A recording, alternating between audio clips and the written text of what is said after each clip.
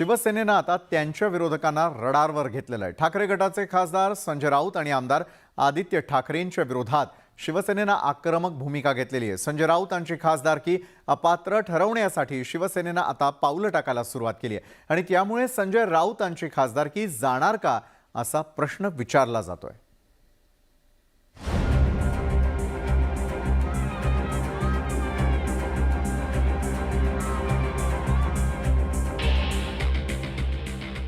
शिवसेनेनं संजय राऊत आणि आदित्य ठाकरे यांना अपात्र ठरवण्यासाठी हालचाली सुरू केली आहेत। हे दोन्ही नेते शिवसेनेच्या रडारवर असण्याची काही कारणं सुद्धा आहेत। मागच्या वर्षी जून महिन्यात एकनाथ शिंदे यांनी वेगळा गट स्थापन केल्यानंतर संजय राऊत आणि आदित्य ठाकरे यांनी जोरदार टीका केली होती। पत्रकार परिषदा आणि मेळाव्यांच्या माध्यमातून संजय राऊत यांनी शिंदे गटातील आमदारांवर विखारी टीका केली। यानंतर पत्राचाळ प्रकरणात संजय राऊत यांना 103 दिवस जेलमध्ये जावं लागलं। मात्र तुरुंगातून जामिनावर बाहेर आलेल्या संजय राऊत यांचा हल्लाबोल पुन्हा सुरू झाला। यामुळे संजय राऊत यांचा हिशोब चुकता करण्यासाठी आता शिवसेनेनं डाव टाकलाय।